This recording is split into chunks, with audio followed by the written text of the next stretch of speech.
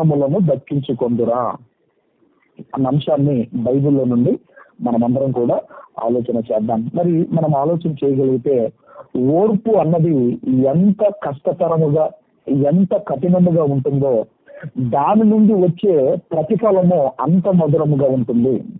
ఎందుకంటే ఓర్పుతో ఉండటం అన్నది చేతగాంతనం కాదు. ఓర్పుతో ఉండటం అన్నది అది మనం చూడగలిగితే అసమర్థులుగా ట్రీట్ చేయటం కాదు, పనికి పిరికి వారని ట్రీట్ చేయటం కాదు. కానీ మనం ఆలోచన చేయగలిగితేనండి, ఓపిక ఓర్పు అన్నది లేకపోతే ఎంత నష్టపోతామో మనందరికీ తెలియాలి. అందుకే మనం ఆలోచిస్తున్నాము, ఓర్పు చేత నీ ప్రాణములను దక్కించుకొందురా, ఓర్పు చేత నీ ప్రాణములను దక్కించుకొందురా అని మనం ఆలోచిస్తున్నాము. ఎందుకంటే సాధారణంగా మెడిసిన్స్ వల్ల మన ప్రాణాలను మనం దక్కించుకుంటాం అనుకుంటాం. అలాగే కొంతమంది తెలివితేటల వల్ల వాళ్ళ ప్రాణాలు దక్కించుకుంటారు అనుకుంటారు. కానీ ఓర్పు చేత నీ ప్రాణములను మీరు దక్కించుకుంటారు, ఓర్పు చేత నీ ప్రాణములను మీరు దక్కించుకుంటారు అన్నది అది నేనంటున్న మాట కాదు. సాక్షాత్తు లోకరక్షకుడు, మనందరి రక్షకుడు, మహనీయుడైన యేసుక్రీస్తు వారు అంటున్న మాట మీరు చూడగలిగితే దయచేసి అందరూ కూడా లూకాసు వార్త 21వ అధ్యాయము, దయచేసి అందరూ కూడా లూకాసు వార్త 21వ అధ్యాయము 19వ వచనాన్ని మనం అందరం కూడా చదువుకుందాం. లూకాసు వార్త 21వ అధ్యాయము 19వ వచనాన్ని మనం అందరం కూడా చదువుకుందాము. మీరు మీ ఓర్పు చేత మీ ప్రాణములను దక్కించుకొందురు. ఈ వచనాన్ని బట్టి మీకు టైటిల్ అనేది ఏర్పాటు చేశాను. కాబట్టి ఓర్పు చేత మీ ప్రాణములను దక్కించుకుంటారా, ఓర్పు చేత మీ ప్రాణములను మీరు దక్కించుకుంటారా అన్నది మనం అందరం కూడా ఆలోచిస్తున్నాము. ఇక మనం చూడగలిగితే, ఎందుకంటే దేవుని మాటల గురించి మనం ఆలోచన చేయగలిగితే భూమి ఆకాశములైన గతించిపోతాయేమో కానీ ఇదిగోనండి గ్రంథములో ఉన్న ఒక సున్నైనను ఒక పొల్లైనను తప్పిపోదు అన్నాడు. అంటే మనం చూడగలిగితే ఈరోజు ఇంత టెక్నాలజీ డెవలప్ అవుతుంది, మనుషులలో ఓర్పు అనేది కనబడటం లేదు. ఓర్పు సహనము అన్నది ఈరోజు మనుషుల్లో కనబడటం లేదు. ఎందుకంటే ఓర్పు లేకపోతే ప్రాణాలు పోగొట్టుకుంటారు, ఓర్పు లేకపోతే ప్రాణాలు పోగొట్టుకుంటారు. ఎన్ని మనం చూడటం లేదు. ఏదో మరి అమ్మాయి అబ్బాయి ప్రేమించుకొని ఇక పెద్దలు మన పెళ్లిని ఒప్పుకోరని ఇక ఎలాగైనా మనల్ని చంపేస్తారని అలాగా ఓర్పు లేక ఆత్మహత్యలు చేసుకున్న వారు ఎంతమంది లేరు మీరు ఆలోచించండి. అందుకే ఓర్పుతో ఉంటే ప్రాణము దక్కించుకుంటాము, ఓర్పు లేకపోతే ప్రాణాన్ని మనం పోగొట్టుకుంటాము. కాబట్టి మనం ఆలోచన చేయగలిగితేనండి, ఇదిగోనండి ఓర్పు అనేది మన జీవితంలో ఎందుకు అవసరమో అన్నప్పుడు మీరు ప్రాణాలను దక్కించుకుంటారు, మీ ప్రాణాలను మీరు దక్కించుకుంటారు. ఓర్పు లేకపోతే ప్రాణాలు పోతాయి అంటే ఓర్పు లేకపోతే ఓర్పు లేక ప్రాణాలు పోగొట్టుకున్న వారు బైబిల్ గ్రంథంలో చాలా మంది ఉన్నారు. ఈరోజు మన సమయాన్ని బట్టి కొంతమంది జీవితాలను మనం అందరం కూడా ఆలోచిద్దాము. ఓర్పు లేక వారి జీవితాలను ఎలా పాడు చేసుకున్నారో కొంతమంది జీవితాల్లోనికి వెళ్ళి మనం పరిశీలన చేయగలిగితే మరి అందరం కూడా అదే అధ్యాయము, అదే లూకాసు వార్త 17వ అధ్యాయానికి వద్దాం. మనం అందరం కూడా లూకాసు వార్త 17వ అధ్యాయము దయచేసి 32వ వచనాన్ని మనం అందరం కూడా చదువుకున్నాము. 32వ వచనాన్ని మనం అందరం కూడా చదువుకున్నాము. లోతు భార్యను జ్ఞాపకము చేసుకొనుడి, తన ప్రాణమును రక్షించుకొనగోరువాడు దానిని పోగొట్టుకొనువాడు దానిని సజీవముగా అని మనం చదువుతున్నాము. సజీవముగా కాపాడుకొనును అని మనము చదువుతున్నాము. ఇక్కడ మనం ఆలోచన చేయగలిగితే లోతు భార్యను జ్ఞాపకము చేసుకొనుడి అంటున్నాడు. లోతు భార్యను జ్ఞాపకం చేసుకోండి అంటున్నాడు. జ్ఞాపకం చేసుకోండి అంటున్నాడు. ఇప్పటికీ మనం ఆలోచన చేయగలిగితే అప్పటికి యేసుక్రీస్తు వారు ఉన్న నాటికి అప్పటికి ఒక 2000 సంవత్సరాలు వేసుకోండి. ఇప్పటికి మనం చూడగలిగితే ఇప్పటికి ఒక 2000 సంవత్సరాలు, అంటే మొత్తం మీద 4000 సంవత్సరాల క్రితం 4000 సంవత్సరాల క్రితం ఉంది. మన నేటికి 4000 సంవత్సరాల క్రితం, అంటే యేసుక్రీస్తు వారి నాటికి, ఆయన ఉన్న నాటికి 2000 సంవత్సరాల నాటికి 2000 సంవత్సరాలు ఆయన చెబుతున్నాడు, లోతు భార్యను జ్ఞాపకము చేసుకోండి, లోతు భార్యను జ్ఞాపకము చేసుకోండి అంటున్నాడు.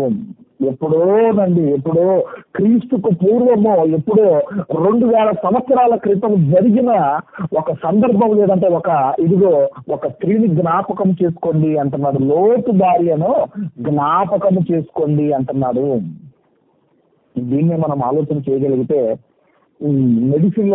మెడిసిన్ లో అనాటమీ అనే ఒక టాపిక్ ఉంటుంది. అంటే దాన్ని ఏంటి ఆ టాపిక్ ఏంటి అన్నప్పుడు ఒక శవాన్ని ముందు పెట్టి నేర్పించే ఆ పాఠాన్ని అనాటమీ అంటారు దాన్ని. అలాగే యేసుక్రీస్తు వారు కూడా ఎప్పుడో చరిత్రలో జరిగినది లోతు భార్యను జ్ఞాపకం చేసుకోండి అని చెప్పి వెంటనే ఆయన ఏమంటున్నాడు అంటే, తన ప్రాణమును రక్షించుకున్నవాడు వాడు దానిని పోగొట్టుకున్నవాడు దాన్ని సజీవముగా కాపాడుకొనును. కాబట్టి మనం ఆలోచన చేయగలిగితే వెంటనే లోతు భార్యను జ్ఞాపకం చేసుకోండి అని ఈ మాట చెబుతున్నాడు. ఒక్కసారి మనం కూడా ఆది కాండంలోనికి వెళ్ళి మళ్ళీ ఇక్కడికి వద్దాం. మనం అందరం కూడా ఆది కాండము 19వ అధ్యాయము 17వ వచనాన్ని దయచేసి మనం అందరం కూడా చదువుతున్నాం. దయచేసి అందరం కూడా ఆది కాండము 19వ అధ్యాయము 17వ వచనము. ఆ దూతలు వారిని వెలుపలికి తీసుకుని వచ్చిన తర్వాత ఆయన నీ ప్రాణమును దక్కించుకొనున్నట్లు పారిపోమ్ము, నీ వెనక చూడకము, ఈ మైదానంలో ఎక్కడనో నిలవక నీవు నశించిపోకుండా ఆ పర్వతమునకు పారిపోమ్మని చెప్పగా లోతు, ప్రభువా అలాగు కాదు. ఇక్కడ మనం ఆలోచన చేయగలిగితే దేవదూతలు వచ్చాయి, అక్కడికి మనం ఆలోచన చేయగలిగితేనండి దేవుడు సహించాడు.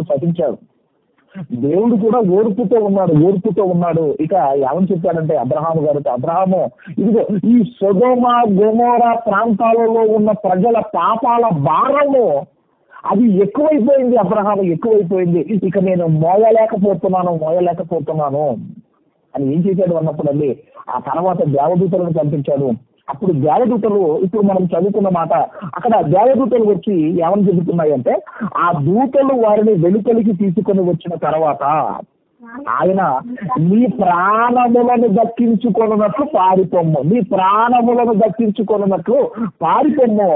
నీ వెనుక చూడకుము. అంటే వెనుకకు తిరిగి చూడకుండా నువ్వు ముందుకే వెళ్ళిపోతే నీ ప్రాణమును నువ్వు దక్కించుకుంటావు. ఆల్రెడీ దేవదూతలు చెప్పారు వెనుకకు తిరగకు, ముందే వెళ్ళిపోండి అని దేవదూతలు చెప్పినా ఆ చెప్పిన మాట, చిన్న మాట ఇదిగో లోతు గారు పాటించారు. ఆ మాట లోతు గారి కుమార్తెలు పాటించారు, కానీ లోతు గారి భార్య పాటించలేకపోయింది. అంటే ఏం పాటించలేకపోయిందని మనం ఆలోచన చేయగలిగితే ఇదిగోనండి చిన్న మాట ఏంటంటే, వెనుకకు తిరిగి చూడకు. అంటే వెనక్కి తిరగకుండా ఓర్పుతో ఉండలేకపోయింది.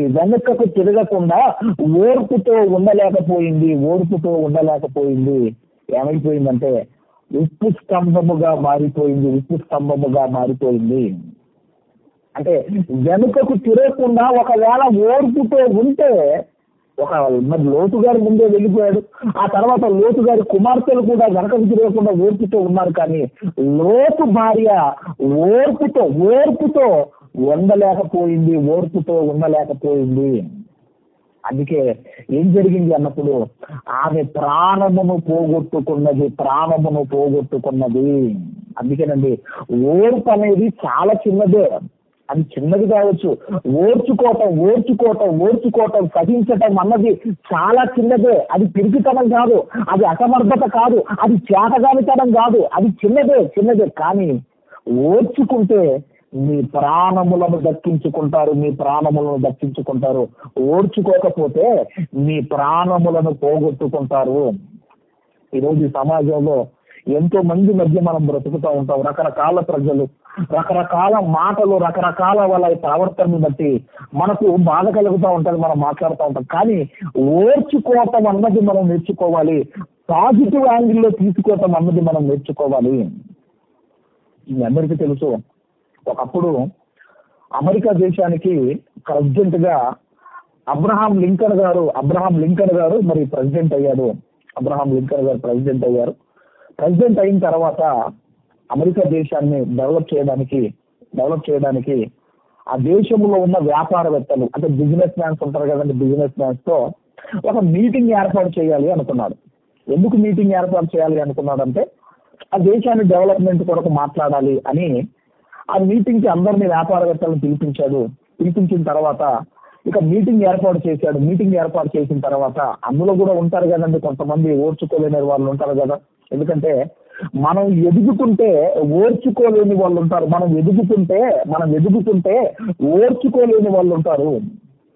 అందులో కూడా ఇక మీటింగ్ లో ఏం జరిగింది అన్నప్పుడు, మీటింగ్ లో ఒక ఆయన ఏం చేశాడంటే లేచి ఏమన్నాడు అంటే ఇదిగో అబ్రహాం లింకన్ ఇదిగో ఈ షూ చూసావా అని అడిగాడు. ఈ షూ చూసావా, ఇదిగో ఈ షూ మీ నాన్న స్టిచ్ చేసింది, మీ నాన్న కుట్టిన షూ, మీ నాన్న తయారు చేసిన షూ. నా షూ కాదు, ఇక్కడ కూర్చున్న చాలా మంది షూ కూడా మీ నాన్న తయారు చేసిన షూ తొడుక్కున్నామేమో, మీ నాన్న తయారు చేసిన షూ తొడుక్కున్నాము అని ఎలా మాట్లాడారు అన్నప్పుడు అవమానకరంగా మాట్లాడారు అబ్రహాం లింకన్ గారిని. అప్పటికీ ఆయన అమెరికా ప్రెసిడెంట్. ఆయన తలుచుకుంటే అలా మాట్లాడిన వ్యక్తిని జైల్లో వేయించవచ్చు, ఆయనకున్న ప్రవర్తన బట్టి జైల్లో వేయించవచ్చు. కానీ అబ్రహాం లింకన్ గారు ఆ మాటని ఎలా తీసుకున్నాడు అన్నప్పుడు పాజిటివ్ వేలో తీసుకున్నాడు. చాలా సంతోషం అండి, నాకు చాలా సంతోషం వేసింది. ఇదిగో ఇంత గొప్ప వారి మధ్య, ఇంత గొప్ప మీటింగ్ లో మా తండ్రి వృత్తిని మీరు జ్ఞాపకం చేసుకున్నందుకు నాకు చాలా సంతోషంగా ఉంది. ఇంత పెద్ద సభలో ఇంత గొప్ప వారి మధ్య ఇదిగో ఒక షూలు తయారు చేసే, ఒక చెప్పులు కుట్టుకునే మా తండ్రిని మీరు జ్ఞాపకం చేసుకున్నందుకు నాకు చాలా గర్వంగా ఉంది. మా తండ్రి ఆ షూలు ఇదిగో రిపేర్ కూడా, అంటే వాటిని దాన్ని చినిగిపోయినా పాడైపోయినా దాన్ని బాగు చేయడం నాకు నేర్పించాడు. ఒకవేళ మీ షూ ఏదైనా ప్రాబ్లం ఉంటే నాకు చెప్పండి, దాన్ని సరిచేసి ఇస్తాను అని ఆయన ఆన్సర్ ఇచ్చాడు. ఇక్కడ మనం ఆలోచన చేయగలిగితేనండి, ఇదిగో ఇలా మనం ఎవరైతే ఇలా మాట్లాడుతున్నప్పుడు మనము గనక ఓర్చుకుంటే, మనము గనక సహిస్తే మనల్ని దేవుడు ఆకాశమంతెత్తులో నిలబెడతాడు. అంటే వాళ్ళు ఏమనుకున్నారంటే ఒక చెప్పులు కుట్టుకునేవాడు, ఒక షూ తయారు చేసేవాడు కొడుకు ఇదిగో ఆయన ప్రెసిడెంట్ అయితే ఇప్పుడు ఆయన చెప్పేది నేను వినాలా అనుకుని అలా మాట్లాడితే ఆ మాటలను అబ్రహాం లింకన్ గారు పాజిటివ్ వేలో తీసుకున్నాడు. కాబట్టి మనం ఆలోచన చేయగలిగితే ఇక్కడ కూడా యేసుక్రీస్తు అని అంటున్నారు, లోతు భార్యను జ్ఞాపకం చేసుకోండి. వెనకకు తిరగకుండా ఓర్పుతో ఉంటే ఆమె ప్రాణమును దక్కించుకునేది. వెనకకు తిరిగింది, ఉప్పు స్తంభముగా మారిపోయింది. ఎందుకు ఉప్పు స్తంభంగా మారిపోయింది? ఒకవేళ వర్షం కురిస్తే ఉప్పు అంతా కరిగిపోతుంది కదండి. అంటే అన్నప్పుడు మనం చూడగలిగితే, అందుకేనండి దేవుడు ఏం చేస్తాడు అన్నప్పుడు అవసరమైతే ఆ ఉప్పుని మన కాళ్ళ కిందికి తెప్పించి ఇదిగో వాళ్ళ ద్వారా మనకు పాఠాన్ని నేర్పిస్తాడు. లేదంటే మనం ఏమన్నాడు అంటే మీరు లోకమునకు ఉప్పై ఉన్నారు అన్నాడు. లోకమునకు ఉప్పై ఉన్నారు. ఆయన కొరకు గొప్పగా బ్రతికితే లోకానికి రుచిగా చూపిస్తాడు. ఆయన కొరకు గొప్పగా బ్రతకకపోతే అవసరమైతే మనుషుల చేత తొక్కించైనా ఆయన ప్రజలకు పాఠాన్ని నేర్పిస్తాడు. అందుకే వెనక్కి తిరిగి చూసింది, ఆమె ఓర్పుతో ఉండలేకపోయింది. అందుకే ఉప్పు స్తంభముగా మారిపోయింది. అందుకే ఓర్పు చిన్నదే, అది మన ప్రాణాన్ని తీసేస్తుంది, మన ప్రాణాన్ని పోగొడుతుంది ఓర్పు అనేది. ఇది ఒక సందర్భం అయితే, మరొక సందర్భాన్ని మనం ఆలోచన చేయగలిగితే అందరం కూడా మరి ఆది కాండంలోకి మనం రాగలిగితే దేవుడు మనం చూడగలిగితేనండి, దేవుడు మరి నోవాహు గారితో మాట్లాడుతున్నాడు. నోవాహు, నీ ఒక్కడివే ఈ తరములో ఇదిగో నీవు నీతిమంతుడుగా కనబడుతున్నావు కాబట్టి ఒక ఓడను చేసుకోమన్నాడు. ఇప్పుడు నోవాహు గారు ఓడను చేసుకోమన్నప్పుడు ఆయన వయసు ఎంత అని మీరు చూడగలిగితే ఆదికాండము 5వ అధ్యాయము 32వ వచనాన్ని మనం అందరం కూడా చదువుతున్నాం. ఆదికాండం 5వ అధ్యాయము 5వ అధ్యాయం 32వ వచనం. నోవాహు 500 ఏండ్లు గలవాడై షేమును హామును యాపేతును కనెను. అంటే దేవుడు నోవాహు గారితో మాట్లాడినప్పుడు ఆయన వయసు ఎంత అంటేనండి, ఆయన వయసు 500 సంవత్సరాలు. 500 సంవత్సరాలు ఓడను చేసుకోమన్నప్పుడు ఆయన వయసు 500 సంవత్సరాలు. ఈ భూమి మీదకి జల ప్రళయం వచ్చినప్పుడు ఆయన వయసు ఎంత మీరు చూడగలిగితే 7వ అధ్యాయము ఆదికాండము 7వ అధ్యాయము 6వ వచనాన్ని మనం అందరం కూడా చదువుకున్నాం. 7వ అధ్యాయము 6వ వచనాన్ని మనం చదువుకున్నాం. అదే ఆదికాండం 7వ అధ్యాయం 6వ వచనము. ఆ జల ప్రవాహము భూమి మీదికి వచ్చినప్పుడు నోవాహు 600 ఏండ్లవాడు. 600 ఏండ్లవాడు అంటే దేవుడు మాట్లాడినప్పుడు 500 సంవత్సరాలు. జలప్రలయం భూమి మీదకి వచ్చినప్పుడు ఆయన వయసు ఎంతంటే 600 సంవత్సరాలు. 600 సంవత్సరాలు అంటే నోవాహు గారు 100 సంవత్సరాలు ఓర్పుతో సహనముతో ఉన్నాడు. మరి మీరు ఆలోచించండి, వాళ్ళ ఇంటి దగ్గరే ఓడను తయారు చేస్తున్నప్పుడు ఓడను తయారు చేస్తున్నప్పుడు ఎంతమంది అవమానించి ఉండరు మీరు ఆలోచించండి. ఎంతమంది అవమానించి ఉండరు ఆలోచించండి. నోవాహు గారికి 3 కుమారులు, వాళ్ళ కోడళ్ళు. ఒకవేళ వాళ్ళ కోడళ్ళ తల్లిదండ్రులకు ఒకవేళ కోడళ్ళు చెప్పినా, కోడలు అమ్మ ఇదిగో మరి నాన్న ఇదిగో జలప్రలయం రాబోతుందట, మా మామతో ఇదిగో దేవుడు మాట్లాడాడట, ఇదిగో మీరు రావాలి అంటే ఇదిగో ఆయన అంటే ముసలోడు, ఆయనకు బుద్ధి లేదు, నీకు బుద్ధి లేదు అని అనుంటారు. ఎందుకు రాలేదు మరి మీరు ఆలోచించండి. వాళ్ళకి లేదా ఆ కోడళ్ళకు తల్లిదండ్రులు లేరా? కానీ మనం ఆలోచన చేయగలిగితే ఇక్కడ ఈ 100 సంవత్సరాలు నోవాహు గారు ఎన్ని ఇదిగో అవమానాలు చేస్తుంటాడు, ఎన్ని హేళనలు చేస్తుంటాడు, ఎన్ని పరిహాసాలు చేస్తుంటాడు నోవాహు గారు. మీరు ఆలోచించండి. అంటే ఈ 100 సంవత్సరాలు ఎలా ఉన్నాడు అన్నప్పుడు నోవాహు గారు ఓర్పుతో ఉన్నాడు. అందుకేనండి ఆయనకి ఏం జరిగింది అన్నప్పుడు ఈ 100 సంవత్సరాలు ఎవ్వరు మాట్లాడుతున్నా ఏంటి నోవాహు ఇదిగో ఇక్కడికి సముద్రం వస్తుందా, ఇక్కడికి జలప్రలయం వస్తుందా, మమ్మల్ని అమ్మమంటావా అని ఎంతమంది ఆలోచన చేసినా అవన్నీ పట్టించుకోలేదు. అందుకే ఓర్పుతో సహనముతో ఉన్నాడు. ఓడలోనికి వెళ్ళాడు. నోవాహు కుటుంబం మాత్రమే రక్షించబడింది. మరి ఒకవేళ వీళ్ళు నన్ను ఇలా అంటున్నారు అలా అంటున్నారు అని ఒకవేళ నోవాహు గారి మైండ్ ఒకవేళ మారింటే పరిస్థితి ఏంటి మీరు ఆలోచించండి. అందుకేనండి 100 సంవత్సరాలు ఓర్చుకున్నాడండి. 100 సంవత్సరాలు ఓర్చుకున్నాడు. ఎన్నో మాటలు ఓర్చుకున్నాడు. తన కుటుంబాన్ని రక్షించుకున్నాడు. అందుకే ఓర్పు చిన్నదే, అది నీ ప్రాణములను దక్కిస్తుంది. ఓర్చుకున్నాడు. ఓడలోనికి వెళ్ళాడు, రక్షించబడ్డాడు. అందుకే ఒకవేళ ఈ ఓర్పు అనే లక్షణం మనలో లేదేమో ఒక్కసారి జ్ఞాపకం చేసి, ఎంతమంది ఓర్చుకోగలుగుతున్నారు జ్ఞాపకం చేసుకోండి. అందుకే ఓర్పు చిన్నదే, ఆ ఓర్పు దాని ద్వారా వచ్చే ప్రతిఫలం అన్నది చాలా మధురముగా ఉంటుంది. ఓర్చుకోవడం కష్టమే, కొంచెం కష్టమే. ఒక మాట అంటే ఓర్చుకోలేం, మనం లేదన్నంటే ఓర్చుకోలేం. కానీ ఓర్చుకుంటే దాని ద్వారా వచ్చే ప్రతిఫలం మధురముగా ఉంటుంది. ఆ తర్వాత మనం చెప్పాను కదండి యోగు గారి గురించి మనం ఆలోచన చేయగా అంత పోయిన తర్వాత స్నేహితులు దూరం అయిపోయారు, బంధువులు దూరం అయిపోయారు, భార్యకేమో ఊపిరి అసహ్యమైపోయింది, ముఖ్యమైన స్నేహితులు మర్చిపోయారు. ఇలా యోగు గారి జీవితము పని వాళ్ళని బ్రతిమాలవలసి వస్తున్నప్పుడు అందుకే ఇలాంటి టైంలో కూడా ఇంతకుముందు మనం చదువుకున్నాము యోబు గారు ఎలా ఉన్నారో మనం అందరం కూడా చదువుకున్నాము.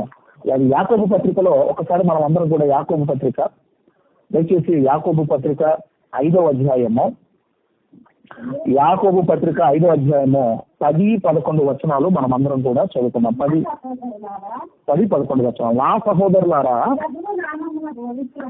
ప్రభువు నామమున బోధించిన ప్రవక్తలను క్రమానుభవమును ఓపికను మాదిరిగా పెట్టుకొనిది. ఓపిక అంటే ఓర్పును మాదిరిగా పెట్టుకోండి, ఓర్పును మాదిరిగా పెట్టుకోండి అంటున్నాడు.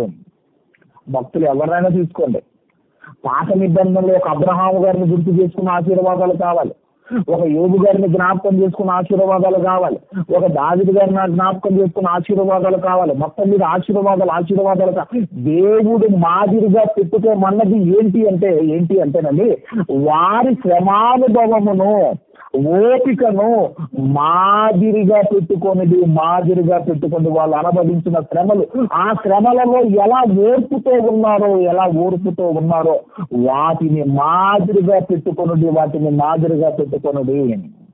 అందరికి వస్తాయి శ్రమలు, ఎవరి కుటుంబ పరిస్థితులను బట్టి వాళ్ళకు శ్రమలు వస్తాయి, వాళ్ళకు ఇదిగో మరి వారికి బాధలు వస్తాయి. అలాంటి టైంలో ఓపికతో ఉండాలి అంటున్నాడు. ఆ తర్వాత 11వ వచనం మనం చూడగలిగితే,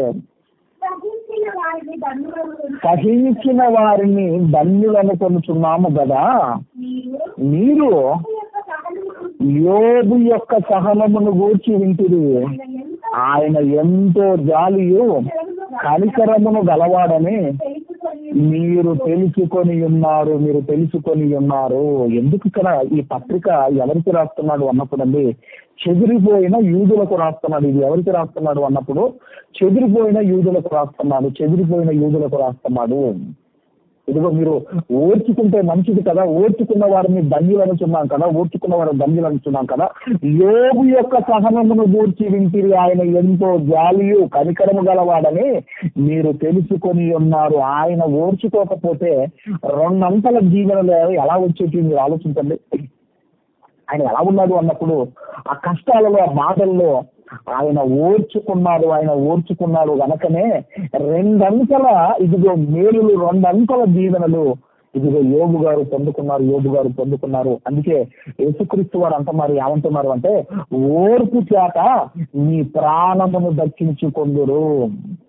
ఓర్పు లేకపోతే ప్రాణాన్ని మనం పోగొట్టుకుంటాము. యేసుక్రీస్తు వారికి ఎప్పుడైతే శిక్ష పడిందో, ఇస్కరియోతు యూదా ఏం జరిగింది అన్నప్పుడు ఓర్పుతో ఉండలేకపోయాడు. ఇస్కరియోతు యూదా ఓర్పుతో ఉండలేకపోయాడు. ఏం జరిగింది అన్నప్పుడు ఒకవేళ ఆ కొద్ది గంటలు గనక ఆయన ఓర్పుతో ఉండగలిగితే యేసుక్రీస్తు వారు తిరిగి లేచిన తర్వాత ఖచ్చితంగా ఇస్కరియోతు యూదాను దేవుడు క్షమించేవాడు, ఖచ్చితంగా క్షమించేవాడు. కానీ ఓర్పుతో, సహనముతో, ఓపికతో ఉండలేక ఆత్మహత్య సూసైడ్ చేసుకున్నాడు. అందుకేనండి, ఓర్చుకుంటే మీ ప్రాణమును దక్కించుకుంటారు.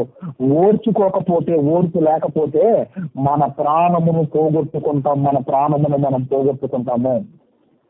చివరిగా యేసుక్రీస్తు వారి దగ్గరికి మనం రాగలిగితే, యేసుక్రీస్తు వారి గురించి కూడా మనం చూడగలిగితే, ఒకసారి యేసుక్రీస్తు వారు కూడా మనం చూడగలిగితే మార్క్స్ వార్త 15వ అధ్యాయము 3, 4, 5 వచనాలు మనం చదువుకుందాం. 3, 4, 5 వచనాలు మనం చదువుకుందాము. ప్రధాన యాజకులను ఆయన మీద అనేకమైన నేరములు మోపగా పిలాతు ఆయనను చూచి, మరలా నీ ఉత్తరమేమీ చెప్పవా? నీ మీద వీరు ఎన్నెన్ని నేరములు మోపుచున్నారో చూడుమనెను. ఆయనను యేసు మరి ఏ ఉత్తరము చెప్పలేదు గనక పిలాతు ఆశ్చర్యపడెను. అంటే యేసుక్రీస్తు వారి మీద నేరములు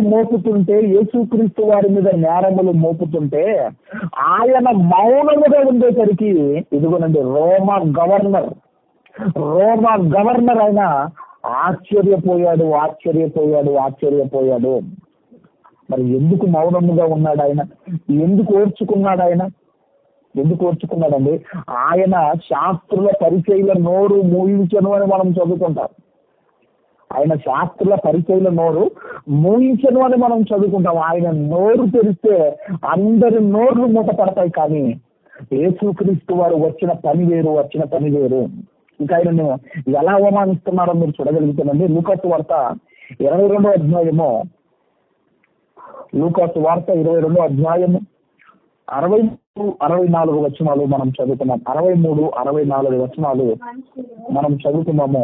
యేసును పట్టుకొనిన మనుషులు ఆయనను అపహసించి కొట్టి ఆయన ముఖమును కప్పి, నిన్ను కొట్టిన వాడెవడో ప్రవచింపుమని ఆయనను అడిగి ఆయనకు విరోధముగా ఇంకను అనేక దూషణ వచనములాడిరి. అంటే ఎవరు నిన్ను కొట్టారో ప్రవచించు అని ఆయనను హేళన చేస్తున్నారు చూడండి. ఆయనను హేళన చేస్తున్నారు చూడండి. చిన్నపిల్లలతో మనం ఆడుకుంటాం కదా, మొదలు కొట్టింది ఎవరు కొట్టారు అని మనం చిన్నపిల్లలతో ఆడతాం కదా. యేసుక్రీస్తు వారిని కూడా ఆయనను కొట్టి నిన్ను ఎవరు కొట్టారో ప్రవచించని హేళన చేస్తున్నారు.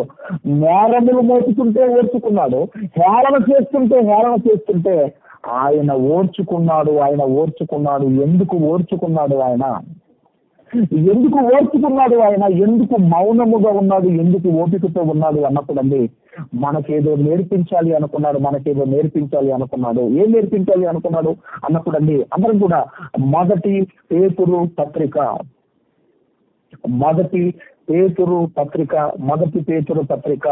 2వ అధ్యాయము దయచేసి 2వ అధ్యాయము మనమందరం కూడా 2వ అధ్యాయము 19వ వచనం నుండి మనం చదువుకుంటూ వద్దాం. 19వ వచనం నుండి చదువుకుంటూ వద్దాం. ఎవడైనను అన్యాయముగా శ్రమ పొందుచు దేవుని గూర్చిన మనస్సాక్షి కలిగి దుఃఖము సహించిన ఎడల అది హితమగును. తప్పిదమునకై దెబ్బలు తినినప్పుడు మీరు సహించిన ఎడల మీకు ఏమి జనమో, మేలు చేసి బాధపడినప్పుడు మీరు సహించిన ఎడల అది దేవునికి హితమగును. ఇందుకు మీరు పిలవబడితిరి. ఎవరైనా తప్పులు చేశారు, తప్పులు చేసిన తర్వాత మీరు బాధపడితే లాభం ఏమైనా? తప్పు చేశారు కనుక బాధపడుతున్నారు. అదే మంచి చేసి మీరు బాధపడుతున్నారు అనుకోండి, అది దేవునికి హితమగును అంటున్నాడు. అది దేవునికి హితమగును అని చెబుతూ 21వ వచనానికి వచ్చేసరికి అంటున్నాడు. 21వ వచనానికి వచ్చేసరికి క్రీస్తు కూడా మీ కొరకు బాధపడి మీరు తన అడుగు జాడల యందు నడుచుకున్నట్లు మీకు మాదిరి ఉంచిపోయాను. ఆయన నేరములు ఆయన మీద మోపుతున్నప్పుడు ఎందుకు మౌనముగా ఉన్నాడు? ఆయనను ఇదిగో కొట్టి ప్రవచించమని చెబుతున్నప్పుడు ఆయన ఎందుకు మౌనముగా ఉన్నాడు అంటే, మనకు మాదిరి ఉంచడానికి ఈ సమాజంలో కూడా మీకు అవమానాలు వస్తాయి. ఈ సమాజంలో కూడా మిమ్మల్ని హేళన చేస్తారు. ఈ సమాజంలో మిమ్మల్ని అపహాస్యం చేస్తారు.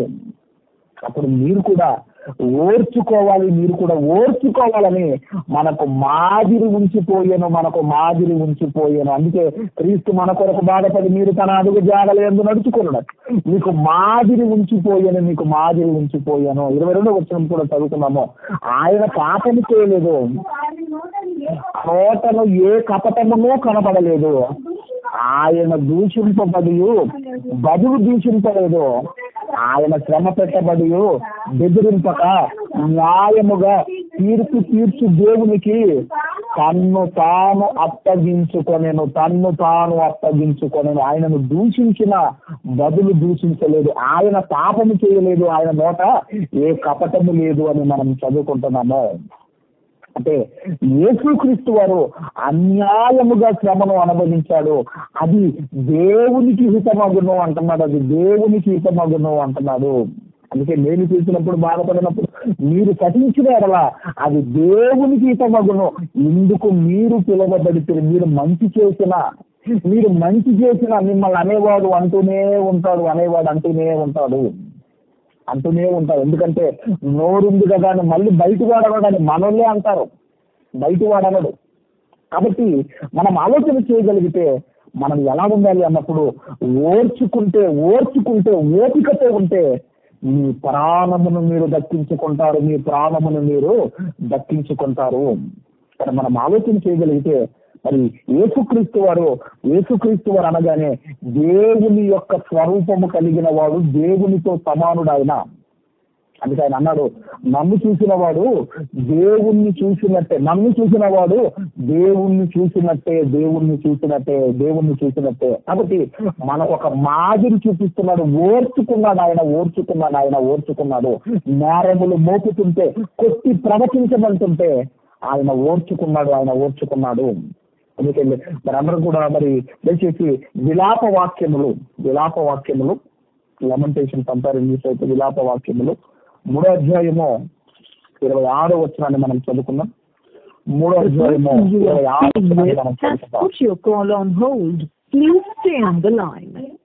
మీరు మాట్లాడుతున్న వ్యక్తి మీ కాల్ ను హోల్డ్ లో ఉంచారు, దయచేసి లైన్ లో వేచి ఉండండి. आप जिस व्यक्ति से बात कर रहे हैं उसने आपकी कॉल को होल्ड पर रखा है, कृपया लाइन पर बने रहें.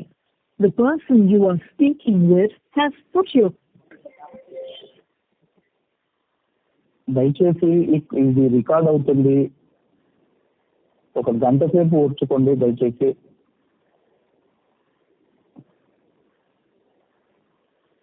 విలాప వాక్యములు 3వ అధ్యాయము 26వ వచనాన్ని మనం చదువుకుందాం.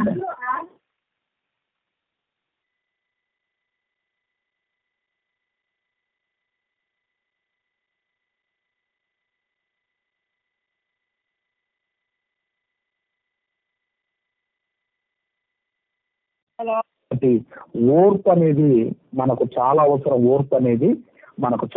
చివరిగా ఒక మాట చూసుకొని మనం ముగించుకుందాం.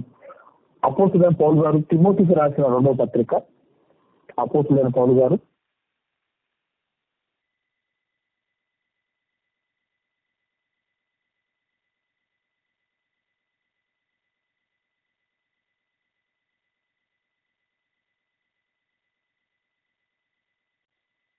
కూడా ఏలుదుము సహించిన వారమైతే ఆయనతో కూడా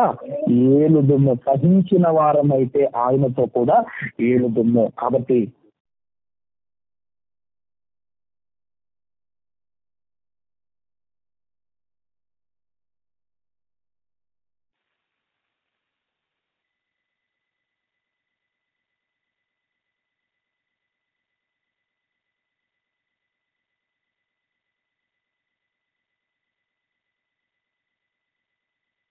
ప్రతి ఓర్పుతో సహనముతో మనం బ్రతికితే మన ప్రాణాన్ని మనం కాపాడుకుంటాం. ఓర్పు లేకపోతే, ఒక లోతు భార్య ఓర్చుకోలేకపోయింది, వెనకకు తిరగకుండా ఉండలేకపోయింది, ప్రాణం పోగొట్టుకుంది.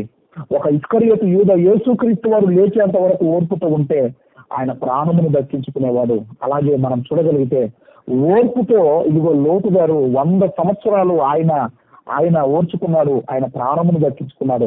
యేసుక్రీస్తు వారు కూడా ఎన్నో మాటలంటే ఆయన ఓర్చుకున్నాడు. కాబట్టి ఓర్పుతో ఉండటం, ఓపికతో ఉండటం అది మంచిది, మనకు మేలు చేసేది. కాబట్టి ఓర్చుకుంటే సహిస్తే మనము ఏలుతాము. సహించిన వారమైతే ఆయనతో కూడా మనము ఏలుదుము అంటున్నాడు. కాబట్టి ఓర్పు చేత మీ ప్రాణములను దక్కించుకుంటారో, ఓర్పు లేక మీ ప్రాణములను పోగొట్టుకుంటారో, నిర్ణయాన్ని మీకే విడిచిపెడుతూ ఈ నా మాటలు ముగిస్తున్నాను. దేవుడు మనందరినీ మరి దీవించి ఆశీర్వదించును గాక. ఆమేన్.